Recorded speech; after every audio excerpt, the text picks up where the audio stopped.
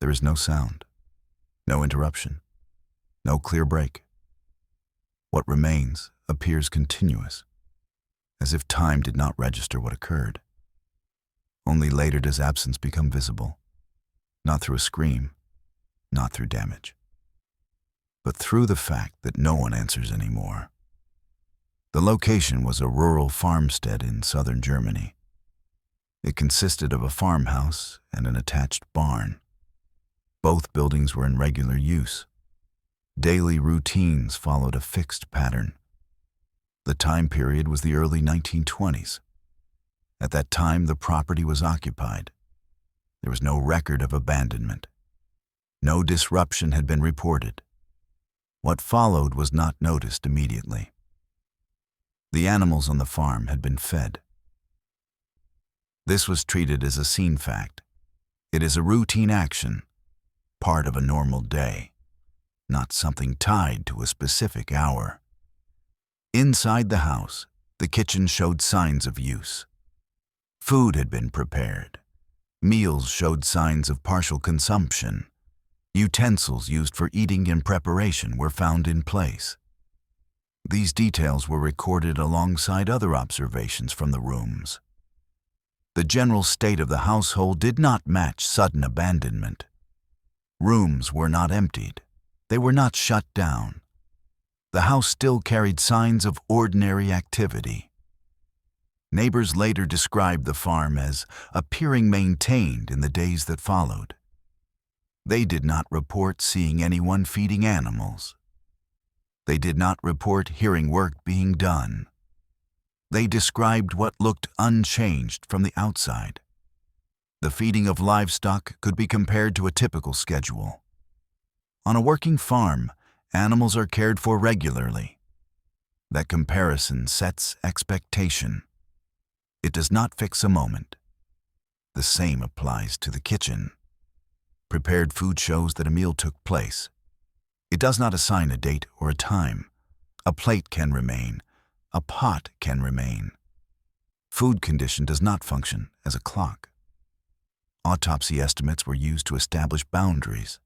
They were given as ranges, not as a single point in time. Investigators placed the routine actions beside those ranges. They tested whether feeding and food preparation could fall before the earliest estimates. They tested whether the scene could still fit within the broad window. But the actions themselves carried no precise marker. Weather and daylight provided only general limits. They could separate day from night. They could not confirm an hour. Several points remained open. No person was identified as having fed the animals. No person was identified as having prepared or eaten the food. No sequence was established. No record fixed when the routine activity stopped. The farm showed signs of care. The timeline showed only ranges.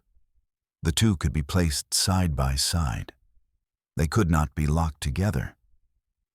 The farmstead consisted of a farmhouse and a connected barn. The entire property was treated as a single scene. The farmhouse was described as living space. The barn as working space. An attached machine room was noted within the barn. An attic space existed above the house. The farmyard surrounded the buildings. Access paths and tracks leading to the property were noted. Photographs were taken. Sketches and maps were made. The connection between house and barn was direct. Movement did not require leaving the structure. This could be described, drawn, photographed. But there were limits. A layout shows where spaces meet. It does not show when someone moved through them, or how often. The interior was divided into specific rooms. Bedrooms were inside the farmhouse. Other rooms were noted by function.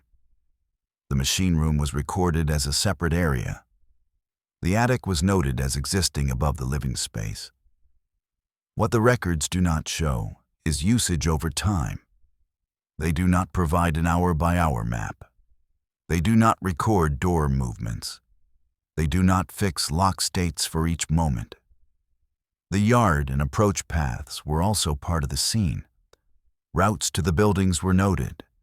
They show how someone could arrive, where someone could stand or pass. A path can be measured. It can be drawn. It does not identify who used it. Photographs preserve a fixed view. A doorway is found. A room is entered. A connection as it existed. The record can be revisited, compared, re-examined. But some details were never captured. Visibility at night was not fixed in a verifiable way. Lines of sight were not measured. The attic was recorded as a space. What remains unclear is use, moment by moment, before the scene was entered. The buildings remain. The sequence does not. 4 bodies were found in the barn. They were located in the working area attached to the farmhouse. They were together in that space. Their positions were recorded during the initial inspection. 2 more bodies were found inside the farmhouse, in the living area, separate from the barn. These were recorded as distinct find sites on the same property. The separation is simple. Barn, house, 2 zones, connected, but not the same room. The find locations are stable facts. They do not change. The discovery followed a sequence. Neighbors entered the property after concern over a lack of activity. The bodies in the barn were found first. The bodies in the house were found afterward. Each location was examined as part of a single scene. The barn area, then the farmhouse interior. Photographs were taken. Sketches were made. Layouts were noted. The body positions could be placed within the mapped spaces. Distances could be noted. Grouping could be observed. Injuries were documented separately through post-mortem examination. They confirmed death by blunt force trauma. But location alone did not establish timing. It did not establish order. The barn presents one constraint: 4 people in a working space connected to the house. The house presents another: 2 people in the living area, separate from the group. These locations can be described. Drawn, photographs, is the split. 4 in the barn, 2 in the house, 1 property, multiple rooms, 1 scene.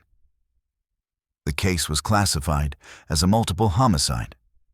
No perpetrator was identified. Large numbers of people were questioned. Arrests were made more than once. No charge led to a trial. Over time, the status became fixed. The case remained unsolved. In official terms, the file was closed in 1955. No offender was named. No case was brought to court. After that, questioning did not end immediately. Interrogations continued in later years. The last are reported to have occurred in 1986. The records themselves became part of the problem. Parts of the investigation can no longer be checked. Some gaps cannot be filled. Later reviews were carried out, including a modern review in Bavaria in 2007. The outcome did not change. The status remains. An investigation closed without resolution.